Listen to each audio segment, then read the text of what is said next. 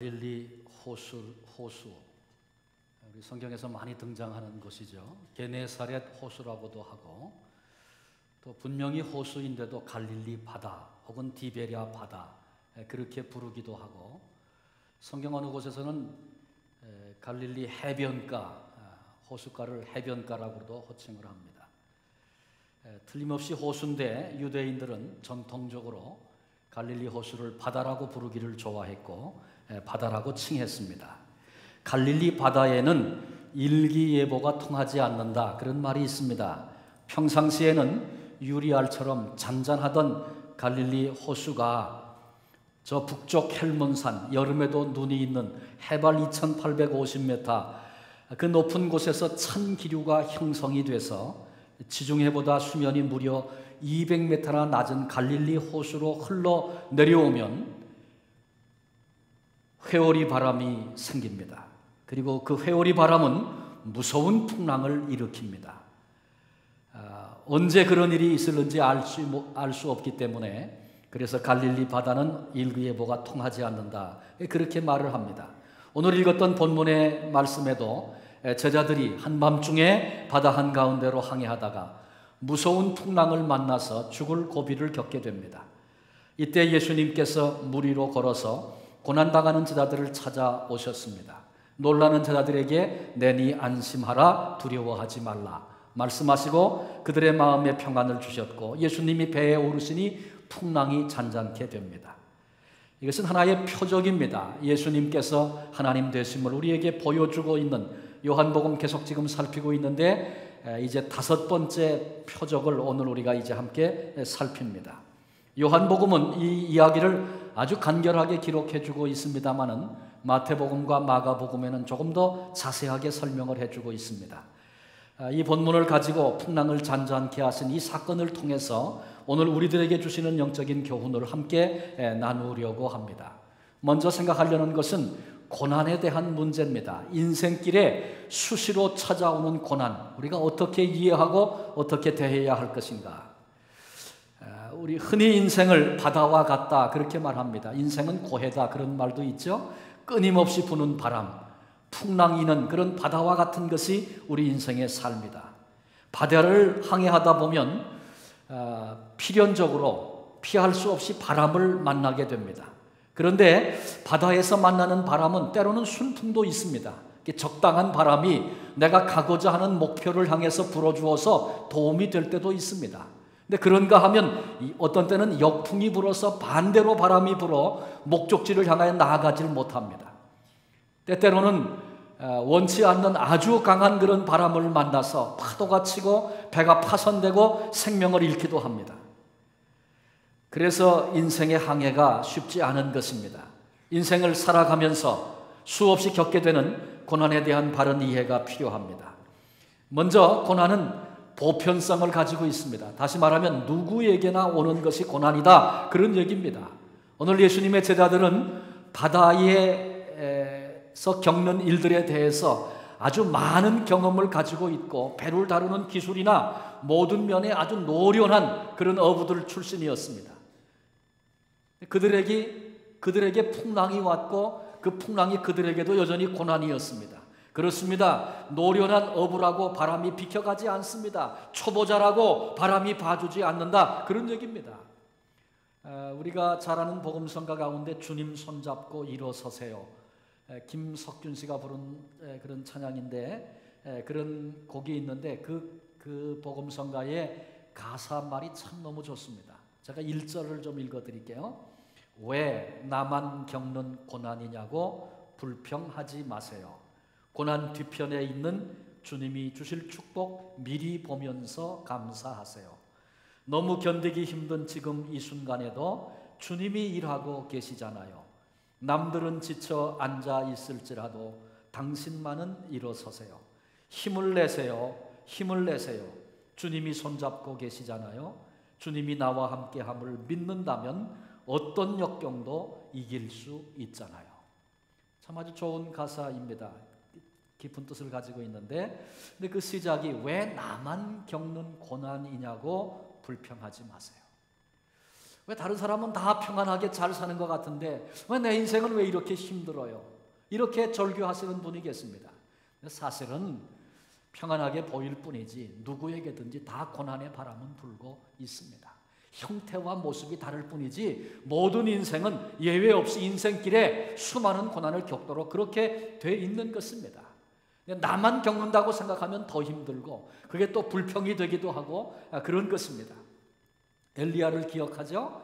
그는 능력의 사람이었습니다. 하나님의 사람이었습니다. 그 시대의 빛이었습니다. 그런데 이세벨의 무서운 이제 보복을 하겠다는 그런 얘기를 들으면서 엘리야의 마음이 무너지고 절망하게 됩니다. 그는 하나님 앞에서 그런 고백을 합니다. 하나님, 이제는 나만 홀로 남았습니다. 나 더 이상 못 가겠습니다. 지쳐서 주저앉은 엘리야의 고백이었습니다. 근데 그때 하나님이 뭐라고 엘리야를 위로하십니까? 엘리야야, 너 혼자만 있는 거 아니다. 바알에게 무릎 꿇지 아니한 7천인이 남겨져 있다. 영적으로 어려운 그 시대에 바알과 협상하지 않고 무릎 꿇지 않는 생명을 걸고 영적인 싸움을 싸우는 너만 있는 것이 아니라 그런 사람들이 7천 명이나 있다고 하나님이 그렇게 말씀하시면서 그를 위로하십니다. 그렇습니다. 여러분, 이 땅 광야길에는 고난이 있습니다. 나만 당한다고 생각하지 마시고 우리 모두에게 있는 것, 그것이 인생이라는 사실을 우리는 바로 이해해야 합니다. 두 번째로 고난은 시도 때도 없이 찾아오는 것입니다. 시간을 정해놓고 오지 않습니다. 모든 고난은 예고하고 오는 것이 아니고 예고 없이 우리를 찾아옵니다. 그래서 고난이 어렵습니다. 평안한 줄 알고 모든 것이 다 좋은 줄로 알았는데 뜻밖의 고난이 찾아와서 견디기 어렵도록 그렇게 만듭니다. 제자들은 지금 바로 본문 앞에서 오병이어의 기적을 체험했습니다. 굶주렸던 수많은 사람들, 해결할 수 없는 문제가 주님의 은혜와 능력 속에 해결이 되었고, 그래서 그 기쁨을 즐겨야 할 그 시간에 그 밤에 풍랑이 그들을 두려움 가운데로 몰아넣은 것입니다. 인생살이가 이와 같습니다. 지금 한창 즐거워야 되는데, 지금 기뻐해야 할 때인데, 내 생각에는, 내 계획표에는 그런데 그때 견디기 어려운 고난이 우리를 엄습하는 것, 그것이 인생이다, 그런 얘기입니다. 또 한 가지 기억해야 할 것은 고난은 신앙생활 잘하는 사람에게도 찾아온다 라고 하는 것 알아야 합니다. 다시 바꿔 얘기하면 신앙인도 고난에는 예외가 없다, 그런 얘기입니다. 오늘 본문에 나타나 있지는 않습니다만은 마태복음 14장 22절에 보면 예수께서 즉시 제자들을 재촉하사 자기가 무리를 보내는 동안에 배 타고 앞서 건너편으로 가게 하시고, 지금 제자들이 배를 타고 밤중에 항해를 하는 것은 예수님이 보내셨기 때문입니다. 예수님의 명령에 순종해서 배를 타고 지금 항해하고 있는데, 그런데 이 무서운 풍랑을 만난 것입니다. 여러분, 의문이 생기지 않습니까? 예수님이 시키는 대로 잘 순종했는데 어려움이 닥치는 거 이상하지 않습니까? 그전엔 그런 경험도 있었습니다. 예수님이 한 번은 배를 같이 타고 같이 가자, 그래서 예수님 모시고 배가 건너편을 향해 가고 있는데 그때도 풍랑이 일었습니다. 예수님은 배 뒤편에서 주무시고 계셨죠. 주님이 가자고 해서 갔는데 그 배에 주님이 타셨는데도 이런 고난이 있다라고 하는 것입니다. 우리는 그리스도인으로서, 신앙인으로서 종종 신앙생활하던 중에 고난이 찾아오면 이런 생각을 합니다. 내가 신앙이 잘못돼서 고난이 오는 게 아닌가, 내가 뭐 잘못한 게 있는 것은 아닌가, 내가 무슨 죄를 지어서 이런 문제가 찾아온 것은 아닌가, 스스로 그렇게 생각하고 힘들어합니다. 물론 그런 경우도 있습니다. 우리가 잘못된 길로 갈 때 주님께서 그것을 깨닫게 하시려고 고통이라고 하는 과정을 하게 하실 때가 있습니다. 그때는 깨달으면 우리 궤도를 수정하면 됩니다. 그것 때문에 온 고난이기 때문에 우리가 궤도를 수정하고 삶의 길을 고쳐 나아가기 시작하면 그 고난은 물러가게 되어 있습니다. 그러나 그렇지 않은 경우도 얼마든지 있다는 사실을 우리는 알아야 합니다. 성경의 욥의 고난의 경우가 그와 같죠. 그는 당대의 의인이었습니다. 자녀들이 범죄하지 않는 것을 위해서 얼마나 노심초사하고 하나님 앞에 정결하게 살려고 몸부림치던 사람이었습니다. 하루아침에 이해되지 않는 고난이 찾아왔다는 사실을 우린 다 알고 있습니다. 다니엘의 세 친구들, 다니엘과 그 친구들 포로로 붙들려 가서 열악한 환경 속에서 믿음을 지키려고 얼마나 그들이 애를 썼습니까? 그런데 풀무불 사자굴이 준비되고 거기에 던져지는 그런 비극들을 그들이 경험하지 않습니까? 그러니까 자신들의 신앙이나 아니면 삶의 방식과 관계없이, 그게 잘하고 잘못한 것과 관계없이 고난이 찾아올 수 있다, 그런 얘기죠. 그렇기 때문에 우리는 고난이 왔을 때, 고난 자체도 어려운데 내가 뭐 잘못한 게 있어서 그렇지, 이런 생각까지 해서 스스로 자기를 정죄하는 그런 잘못에 빠져서는 안 됩니다. 그것이 훨씬 더 우리를 힘들게 만들기 때문에 그렇습니다. 마음에 꺼리는 것이 있을 수 있어요. 생각나는 일이 있을 수 있어요. 그런 게 있다면 그거 하나님 앞에 나가서 회개하면 됩니다. 회개하고 더 이상 그것에 연연해 하지 말고 이 고난의 문제를 어떻게 극복할 것인가 바로 생각할 수 있어야 합니다. 베드로전서 4장 12절에 보면 사랑하는 자들아 너희를 연단하려고 오는 불시험을 이상한 일 당하는 것 같이 이상히 여기지 말고, 누구에게 말하고 있어요? 사랑하는 자들아, 신앙의 사람들, 믿음의 사람들에게 불같은 시험이 온다. 그거 이상하게 생각하지 말아라. 그것이 인생살이다. 그렇게 우리에게 가르쳐주고 있습니다. 고난이라고 하는 문제를 바로 볼 수 있어야 합니다. 왜 이런 문제가 나한테 있나 그러지 말고, 인생 삶 속에는 고난이 있어, 풍랑이 있어, 그것 알고, 바람 부는 것이 인생의 현장이라는 것 알고 우리가 오늘을 살아야 합니다. 고난을 바로 이해하고 바라보는 것, 바로 거기서부터 고난의 문제가 극복되는 것, 그 시작, 그 출발을 할 수 있는 것입니다. 자, 이제 두 번째로 고난의 현장에 찾아오신 주님에 대해서 생각하려고 합니다. 이 세상에 풍랑을 만나서 배는 파손하고 죽는 일들이 수없이 많이 있습니다. 그런데 본문의 사건은 제자들이 풍랑을 만났습니다마는 비극적으로 끝나지 않았습니다. 그 이유는 오직 하나, 주님이 친히 그곳에 찾아오신 것입니다. 그리고 풍랑을 잔잔케 하시고 목적하던 곳까지 이르게 하셨습니다. 박태환 선수라는 유명한 수영 선수가 한국에 있습니다. 얼마 전에 국제 수영 대회에서 100m, 400m, 800m 금메달을 땄습니다. 얼마 안 있으면 시작될 런던 올림픽, 굉장히 그래서 기대를 많이 가지고 있습니다. 아주 수영을 잘하는 사람이죠. 마린보이, 별명이 그와 같습니다. 그런데 아무리 수영을 잘해도 물 위를 걸을 수는 없습니다. 그것이 인간의 한계입니다. 그런데 오늘 본문은 예수님께서 물 위를 걸어서 고난의 현장에 찾아오셨다, 그렇게 말씀하고 있습니다. 서두에 말씀드렸던 것처럼 이것은 주님이 하나님 되심을 나타내시는 표적입니다. 인간의 몸을 입으셨으나 하나님으로 우리를 찾아오신 하나님이심을 우리에게 드러내고 있습니다. 이 능력을 가지신 전능하신 하나님께서 제자들, 고난받는 제자들을 사랑하신다. 아니, 제자들만 아니라 그 전능하신 하나님께서 우리를 사랑하신다. 얼마나 큰 위로가 되는지 모릅니다. 아무리 그분이 큰 능력을 가지셨다 할지라도 나를 사랑하시지 않는다면, 나에게 아무런 관심이 없다면 그분의 능력은 나에게는 아무런 소용이 없을 것입니다. 그런데 우리 주님은 나를 사랑하셔서, 우리를 사랑하셔서 우리를 위하여 십자가에 죽으시기까지 사랑을 우리에게 베풀어 주신 분이십니다. 그래서 성경은 그렇게 얘기합니다. 독생자를 주시니가, 자신의 생명을 우리에게 주시니가 우리에게 더 이상 무엇이 아까울 것이 있겠는가? 우리에게 아까워서 주실 수 없는 것이 하나도 없다고 성경은 그렇게 얘기하고 있습니다. 제자들은 지금 그 밤에 고난의 현장에서 자기들끼리만 있는 줄 알았습니다. 그래서 모든 것이 끝났다고 생각하고 절망했습니다. 그런데 예수님께서 그들을 주시하고 계셨습니다. 마가복음 6장 48절에 보면 바람이 거스름으로 제자들이 힘겹게 노젓는 것을 보시고, 우리 주님은 지금 제자들을 배를 타고 건너 보냈습니다. 무리들이 흩어지지 않으니까 너희들 떠나라 먼저 보내고, 그 다음에 예수님께서 무리들을 다 보내셨습니다. 아마 안 가고 남아있는 사람이 있을지도 모르겠어요. 나는 이제부터 기도할 터이니까 너희는 떠나거라. 주님 그렇게 말씀하시고 주님은 산에 올라가서 기도하셨습니다. 근데 제자들은 배를 타고 가다가 바다에서 지금 고난을 겪고 있는 것입니다. 그런데 우리 주님께서 시선을 떼지 않으시고 그들을 보셨다고 성경은 말씀하고 있습니다. 고난의 때 우리 주님은 우리를 홀려 버려두시는 분이 아니십니다. 내가 힘들어하고 어려워할 그때에 주님이 나를 바라보고 계신다는 사실을 결코 잊지 말아야 할 것입니다.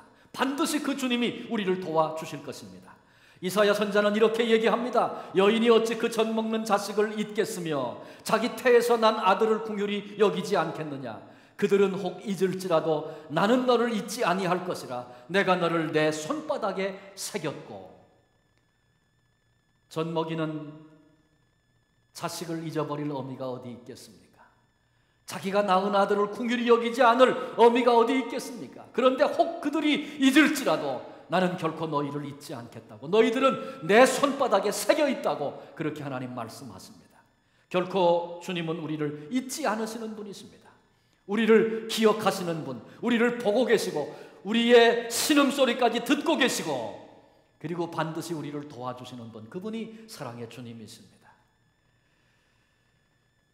예수님은 마침내 풍랑을 잔잔케 하시고 그들을 목적지까지 안전하게 인도하셨어요. 안전하게 그들을 도우셨어요. 우리 인생 항해에도 이와 마찬가지인 것입니다. 인생 항해 과정에 수많은 풍랑과 바람이 불고 고난이 있지만 우리 주님은 내가 당한 그 고난 보고 계시고 달려오셔서 도우시고 마침내 우리로 하여금 목적지 영원한 영광의 나라, 평강의 나라 이르기까지 우리를 이끌어 주시는 것입니다. 두려워하지 말라, 내가 너와 함께 함이니라. 성경의 약속입니다. 내가 세상 끝날까지 너와 함께 할 것이다. 우리 주님의 약속의 말씀입니다. 내가 너희를 결코 고아와 같이 버려두지 아니하리라. 우리와 함께 하시겠다는 주님의 확증입니다. 그렇습니다. 주님은 우리를 도우시고 우리를 인도하셔서 마침내 영광의 나라에 이르도록 하시는 것입니다. 이제 마지막 세 번째로 믿음에 대한 문제를 좀 생각하려고 합니다. 제자들이 고난을 당할 때 예수님은 보고 계셨고 무리를 걸어서라도 오셔서 도우시는 사랑의 하나님이셨음을 나타내고 있습니다. 이것이 본문의 증언입니다. 그런데 고난 만난 제자들의 그 순간 영적인 상태가 어떠했는가 살펴보고자 하는 것입니다. 우리 요즘에 어제 새벽까지 출애굽기 큐티를 마쳤습니다. 출애굽기 시작부터 마지막 순간까지 이제 다 끝이 났는데 출애굽기의 아주 중요한 주제 가운데 하나가 순종입니다. 하나님께서 모세에게 모세를 애굽 땅으로 보내고 당신의 백성들을 이끌어내시도록 그렇게 하셨고 모세가 그 일에 철저하게 순종하지 않습니까? 그래서 이스라엘 백성이 광야로 나왔고 광야 한가운데에서 하나님은 모세를 부르시고 모세에게 율법을 주시고 그리고 성막을 짓도록 하시고 성막을 통해서 이스라엘 민족을 만나주시고 교제하시겠다는 그런 언약의 말씀을 주셨습니다.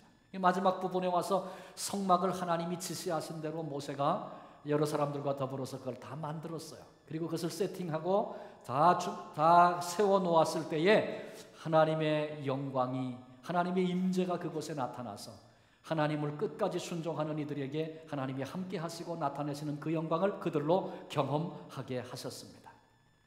순종하려면 아주 중요한 거 한 가지가 있습니다. 그건 뭐냐 하면 하나님께 계속해서 집중하는 것입니다. 하나님이 우리에게 뭐라고 말씀하시는지, 인생길 속에서 어떻게 살아야 한다고 우리에게 도전하시는지, 나를 지금 바라보시는 하나님의 마음은 어떠하신지 하나님께 집중하지 않고는 우리는 결코 하나님께 순종하는 삶을 살 수가 없는 것입니다. 우리 인생길 똑같습니다. 고난과 기쁨이 교차하는 현장이 우리의 삶의 자리입니다. 그런데 어떤 상황을 우리가 만날지라도 바로 거기서 우리 예수님을 향하여 우리 시선을 두고 주님께 집중하는 것은 무엇보다 중요한 것입니다. 고난의 삼키움을 당하지 않고 세상 기쁨에 떠내려가지 않는 비결이 바로 거기 있습니다.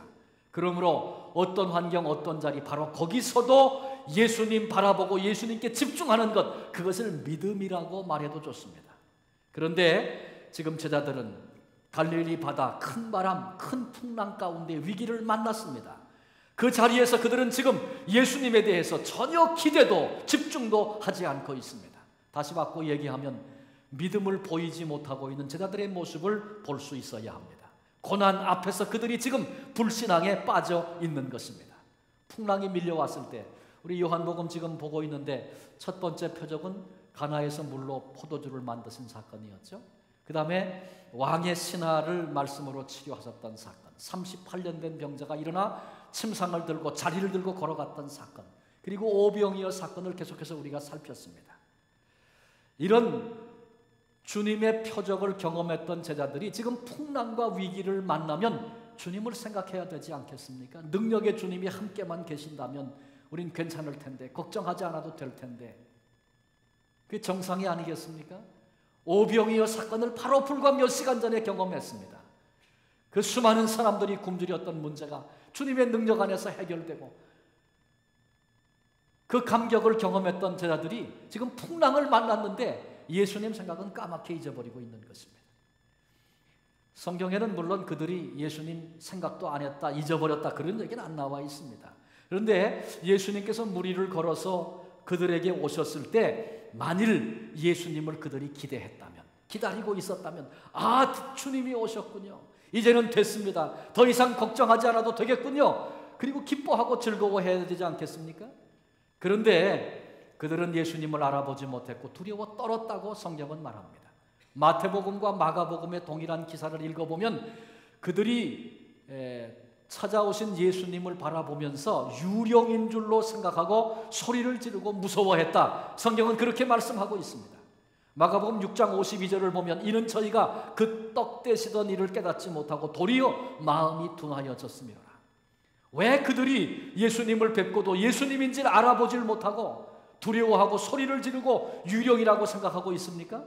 그것은 떡 떼시던 주님의 표적은 잊어버리고 깨닫지 못하고 마음이 둔해졌기 때문에 예수님을 향한 기대도 생각도 믿음도 전혀 없는 그런 그들의 모습을 그렇게 얘기하고 있습니다.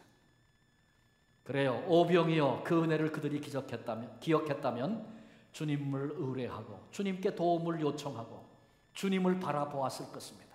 그런데 지금 그들은 풍랑만 보고 있고 예수님은 생각지도 않고 있는 그들의 불신앙을 성경에서 찾아보게 됩니다. 그러니 풍랑이 문제가 아니고, 찾아온 풍랑이 고난이 문제가 아니고 우리 속에 있는 불신앙이 문제인 것입니다. 마가복음 4장에 보면 아까 말씀드린 것처럼 예수님께서 그 배에 타셨어요. 제자들이 예수님을 모시고 지금 항해하고 있습니다. 풍랑을 만났습니다. 예수님은 주무시고 계세요. 제자들이 어부 출신이니까 예수님 깨지 않도록 아마 조심해서 배를 몰려고 애를 썼는지도 모르겠어요. 그런데 얼마나 그 풍랑이 심한지 그들이 죽음에 대한 두려움을 느끼기 시작했고 더 이상 사람이 할 수 있는 것 더 이상 없다는 그런 절망감에 빠지게 됐습니다. 그때 그들이 예수님을 깨우면서 주님, 우리가 죽게 된 것을 어찌하여 모른 척 하십니까? 예수님을 깨우면서 그렇게 항변했습니다. 어떻게 주무시고만 계십니까? 그런 얘기죠. 그때 예수님께서 그들에게 했던 말씀이 있어요.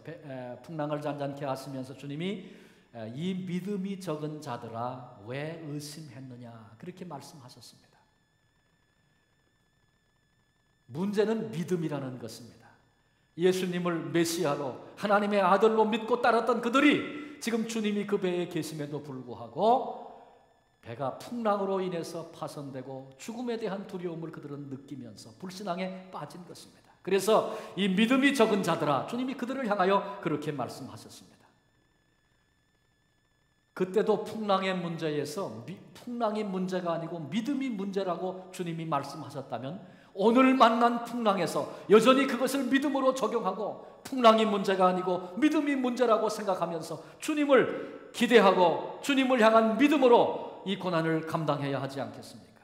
그런데 전혀 지금 고난 앞에서 믿음으로 적용하지 못하고 있습니다. 우리도 마찬가지입니다. 여러분, 우리에게 어떤 고난이 있습니까? 개인적으로 어떤 문제가 있습니까? 아마 개인적으로 지금 이 순간에도 그런 고민과 아픔을 안고 있는 우리들이 얼마든지 있을 수 있습니다.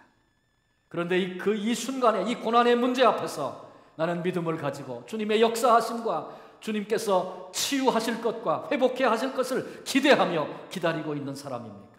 아니면 주님 생각은 하지도 못하고 문제만 바라보고 두려워하고 염려하고 낙심하고 좌절하고 때로는 분노하면서 그렇게 오늘을 살고 있는 것은 아닙니까?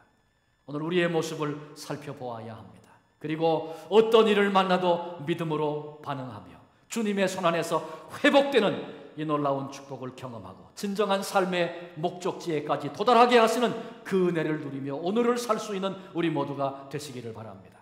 기억하십시오. 우리의 살아가는 삶의 자리는 풍랑이는 바다입니다. 누구에게나 언제라도 고난과 풍랑은 찾아올 수 있다는 사실을 결코 망각해서는 안 됩니다. 동시에 이 순간에도 우리를 바라보고 계신 주님이 계시다는 사실을 잊지 말아야 합니다. 그리고 기꺼이 고난의 현장에 달려오시는 그 사랑을 잊지 말아야 합니다. 그래서 우리는 고난의 때 오히려 우리의 눈을 사랑의 주님께로 돌려야 합니다. 기대하십시오. 기다리십시오. 반드시 오셔서 우리를 최종 목적지 하나님의 나라까지, 그 영광 앞에까지 우리를 세워주실 것을 신뢰하며 그 도우시는 손길을 기대하며 살 수 있는 우리 모두가 되시기를 바랍니다. 더 이상 의심하는 자가 아니라, 두려워 떠는 자가 아니라, 큰 풍랑, 큰 바람 가운데서도 주님을 신뢰함으로 오히려 안심할 수 있는 이 복된 축복을 누리시는 우리 모두가 되시기를 주님의 이름으로 축원합니다. 성경 시편 46편 1절부터 3절까지 말씀을 제가 읽어드리고 말씀을 마칩니다. 하나님은 우리의 피난처시요 힘이시니 환난 중에 만날 큰 도움이시라. 그러므로 땅이 변하든지 산이 흔들려 바다 가운데에 빠지든지 바닷물이 솟아나고 뛰놀든지 그것이 넘침으로 산이 흔들릴지라도 우리는 두려워하지 아니하리로다. 아멘. 역사의 주인이 되시는 아버지 하나님, 오늘 우리는 풍랑이는 바다와 같은 인생길을 살고 있습니다. 전 세계가 경제 위기라고 하는 바람을 만나서 전전긍긍